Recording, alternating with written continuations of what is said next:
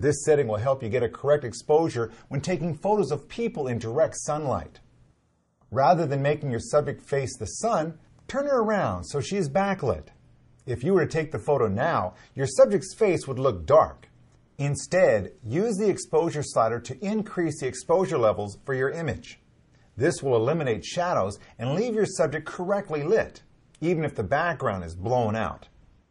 Creative Auto Mode also allows you to select a picture style for your image and includes more drive options than Full Auto. For even more creative control over your images, turn the exposure mode dial to Program AE or one of the more advanced modes, either TV, AV, or manual. The remaining options on the mode dial are bulb for extremely long exposures and 3 slots for registering camera user settings. We will discuss these options in Volume 2 of this introductory DVD.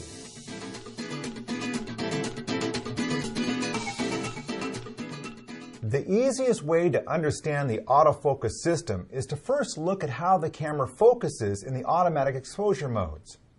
You may run into problems if you don't understand how the camera picks the focus points. First, turn the mode dial to Full Auto. As you look through the lens and press the shutter release halfway, notice that the camera has selected a subject for focus. Usually, this will be the object closest to the lens. For many situations, this may be okay. But if the camera picks the wrong object, the resulting photo will be out of focus. Turn the mode dial to P and look through the viewfinder again. If you were to press the shutter release now, the camera would automatically select the focus point. Instead, use AF point selection to choose the focus point covering your subject. When you are ready to take the shot, you can initiate autofocus through the shutter release or by pressing AF on. Just taking control of this one function will result in consistently better photographs. To return to automatic selection, bring up the AF point screen and either press the center of the multi-controller twice or turn one of the dials until all the focus points are highlighted.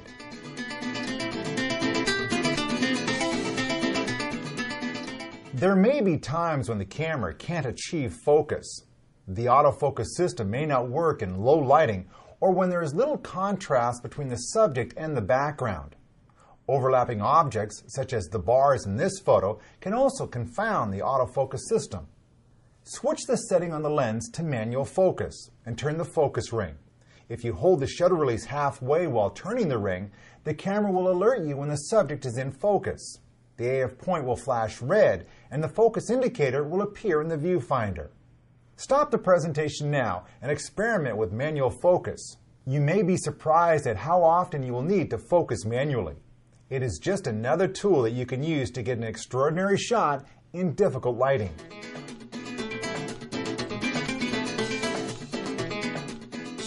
TV stands for time value. This exposure mode is also referred to as shutter priority.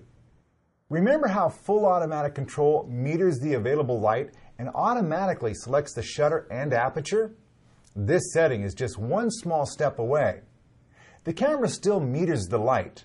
You decide how long the shutter stays open, and the camera picks the correct aperture for a properly exposed photograph. If the shutter time is short, the aperture is more open to let in more light. A longer shutter makes the camera close down the aperture, letting in less light for a longer period.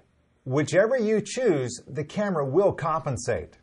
The main dial controls the exposure setting in shutter priority. With the camera in shooting mode, turn the main dial to select a shutter speed. If the aperture value begins to blink, then the shutter time you selected is either too long or too short for a properly exposed photo. Turn the main dial in the opposite direction, and the aperture value stops blinking. Now, the camera can take a properly exposed photo. Pause the presentation and spend a couple of minutes adjusting the shutter until you feel comfortable with this setting.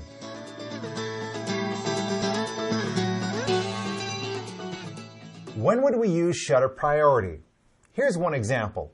This photo was taken with a short shutter speed. The water is frozen in time.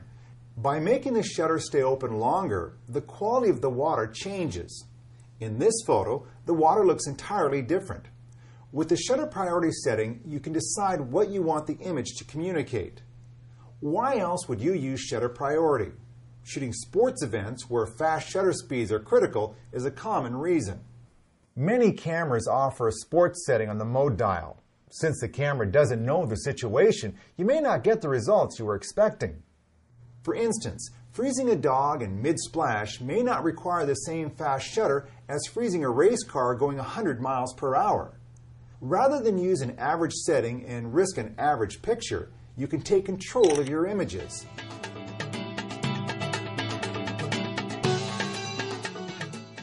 The next setting on the mode dial is aperture priority. Before we go into detail on this setting, it's important to understand the concept of depth of field and how it relates to the aperture size. The amount of light entering the camera is controlled by the aperture. It's like the pupil of your eye. In low light, your pupil gets larger, so you can take in more light. The aperture is displayed as the number just to the right of the shutter speed. The smaller the number, the larger the aperture. So f4 is a larger opening than f11, which is a larger opening than f22. One of the main contributors to controlling the depth of field in a photograph is the size of the aperture when the photograph is taken.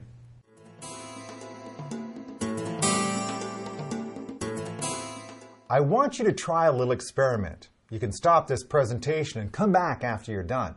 First, go to a table in your house. Set a small object, such as a salt shaker, on the front edge. Next, place another object, such as a pepper mill, in the middle of the table. Finally, place a third object on the back edge. Make sure that all three line up in a row, as we've shown here. Now, look at the objects from the tabletop level and concentrate on the pepper mill. Look at the details in the mill itself. Once you are focused on the pepper mill, the other two objects will still be in view. Don't focus on them. Focus on the pepper mill. Do you perceive the other objects to be blurry or slightly out of focus? Yes. This is the way our eyes see and our mind perceives the world. We concentrate on those things that are important and let the rest fall away. If we can make the camera mimic this visual experience by shortening the depth of field, we can influence how people look at the photo and how they feel about the subject. Now, step back and look at the whole table without concentrating on any one object. You perceive that all three objects are there, but you really don't notice the detail in any of them. The three objects are all included in your visual depth of field. How would it be if we, as photographers, decide what's important to look at? Painters have been doing this for hundreds of years. The artist decides where you focus your attention. It may be a face. It may be an orange on a table. It may be everything. But the difference between a snapshot and an artistic photograph is having the tools that enable us to make choices. We'll discuss composition later, but for now, we will concentrate on controlling this thing called depth of field.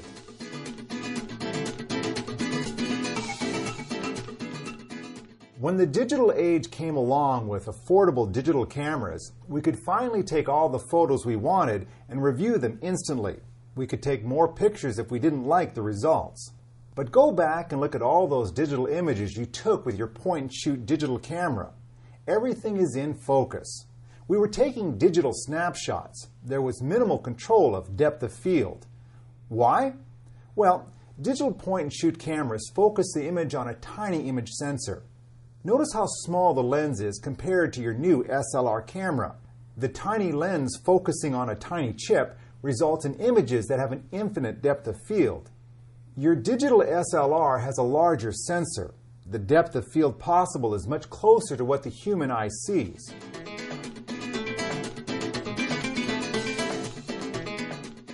Now, we are ready to cover aperture priority. For this setting, you will adjust the lens opening and the camera will do the rest.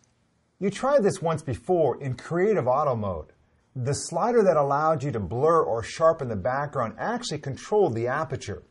When you selected a more blurred background, you were opening up the aperture to create a shallow depth of field. When you moved the slider toward the sharp side, you closed down the aperture, creating an infinite depth of field. Turn the mode dial to AV and look through the viewfinder. Press the shutter release halfway to focus. On the lower portion of your viewfinder, you will see the aperture information. In most situations, the camera will set a shutter speed to match your selected aperture. But Under extreme conditions, the shutter speed may blink. This indicates a setting that will not produce a properly exposed photo. Simply turn the main dial until the shutter speed stops blinking. There are 4 factors that determine the depth of field in a photograph. If you understand them, then controlling what is in or out of focus becomes much easier. We just explained how a large image sensor allows for a shallow depth of field. You can change the depth of field by moving your feet as well. Simply stepping closer to your subject will shorten the depth of field. You can see this when taking macro shots of small objects. The closer you are, the more shallow the depth of field becomes. For that reason, if you want to take macro shots with deep focus, you'll need to stop down the aperture to f/22, for example. The third factor in controlling depth of field is focal length. Right now, I'm being shot with a telephoto lens on the video camera. As you can see, my face is in focus, but the foreground and the background have gone soft. Now, as we pull back and change to a shorter focal length, watch the foreground and the background come into focus. Finally, you can control the depth of field by adjusting the size of the lens aperture. Pause this presentation and spend a few minutes getting familiar with these controls. Come back when you're ready to continue.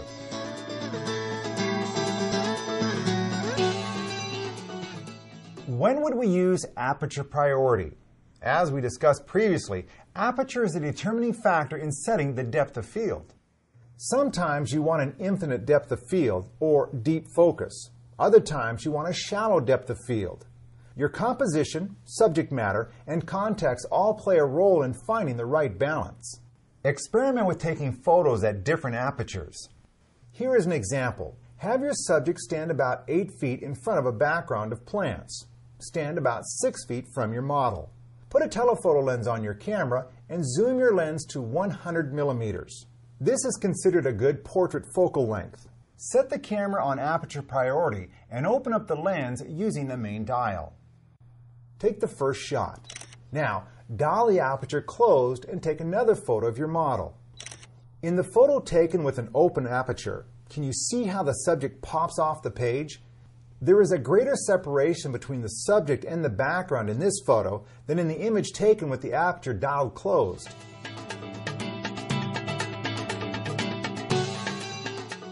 There is a button on the front of your camera next to the lens called the Depth of Field Preview button. Your manual explains what it is, but doesn't really explain its use. When you look through the viewfinder, you would expect to see exactly what the image sensor inside the camera sees when you fire off the shutter. In fact, the camera leaves the aperture wide open until you fire the shutter release. This allows you to have a nice bright view through the viewfinder. Try closing down the aperture. The view through the viewfinder does not change. Now, press the Depth of Field Preview button. The camera will close the aperture to the correct setting for your image. That may allow in less light, making the scene look darker in the viewfinder.